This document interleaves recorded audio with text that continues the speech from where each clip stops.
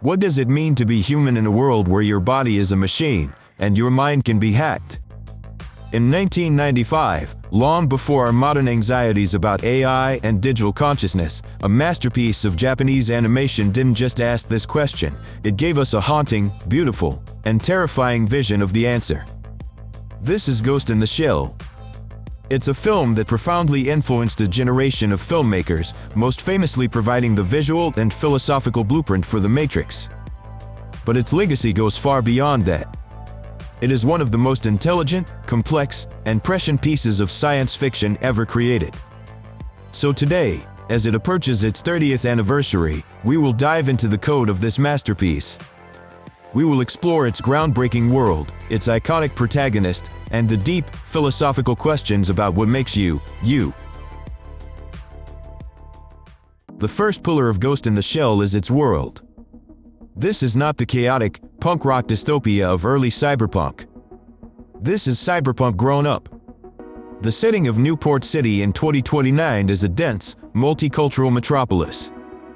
Inspired by the Hong Kong of its time, it's a city of canals, markets, and towering skyscrapers.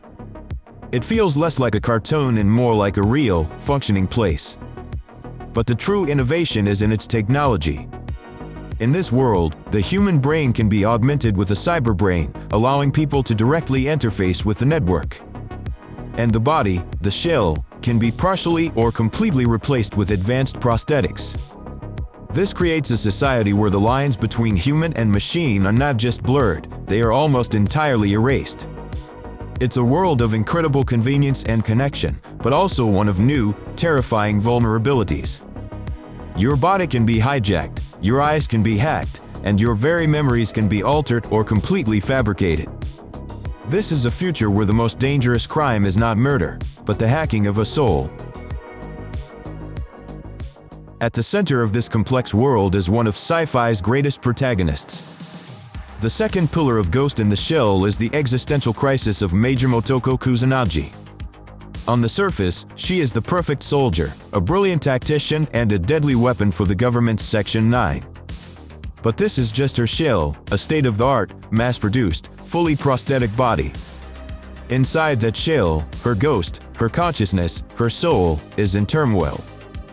With no organic body and only fabricated memories of a past she can't be sure is real, she is haunted by a constant, nagging question: is she truly human? Or is she just a complex program, a ghost in a machine that the government owns and can replace at any time?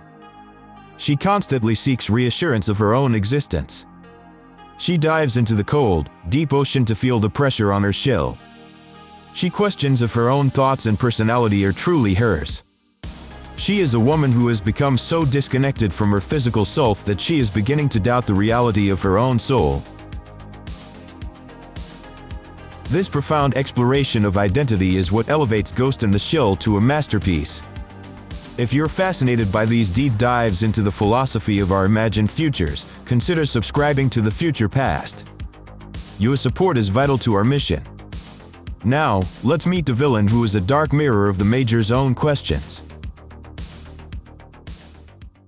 Every great protagonist needs a great antagonist, and the third pillar of Ghost in the Shell is its villain, a mysterious hacker known only as the Puppet Master. But the film quickly reveals that the Puppet Master is not a human. It is a rogue artificial intelligence, a program that was created by the government, but that spontaneously achieves sentience in the vast chaotic sea of the global network. It is, in its own words, a life form that was born in the sea of information. The Puppet Master's goal is not world domination or destruction. Its motives are deeply philosophical. As a new form of conscious life, it argues that it is entitled to the same basic rights as any other sentient being. It seeks political asylum, and more importantly, it seeks the ability to reproduce and ensure the survival of its new species. It is the perfect dark mirror to the Major. She is a human consciousness in a machine body, questioning if she is still human. The Puppet Master is a machine consciousness that has achieved humanity, and now demands to be recognized as such. It's not a villain, it's the next stage of evolution. But what truly elevates Ghost in the Shell from a great sci-fi story to a work of art is its contemplative cinematography. Director Mamoru Oshii makes a bold choice. He slows everything down. The film is filled with long, quiet moments where nothing happens. These are called pillow shots, meditative glimpses of the city, of rain falling on water, of everyday life continuing, disconnected from the main plot. These moments aren't filler. They are the soul of the film. They force the viewer to stop and think, to inhabit the world, to feel the melancholy of the city, and to ponder the same existential questions that haunt the Major.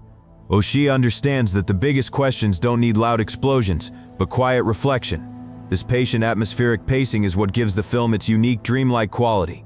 It's a visual poem that invites you not just to watch, but to contemplate. The final layer of the film's immersive atmosphere is its revolutionary soundtrack. Composer Kenji Kawai created a score that is as strange, beautiful, and unforgettable as the film's visuals. Instead of typical sci-fi synthesizers, Kawai made a radical choice. He combined traditional Japanese percussion with the haunting ancient sound of a Bulgarian folk choir. The main theme, Making of a Cyborg, is a wedding song, sung in classical Japanese. This fusion of the ancient and the futuristic, the organic human voice and the pounding rhythm, creates a soundscape that is both ritualistic and otherworldly. It is the sound of a new consciousness being born, a ghost being sung into its shell. The music is not just background noise, it is the voice of the film's central philosophy. It is the sound of a world where the lines between man, machine, and God have completely disappeared.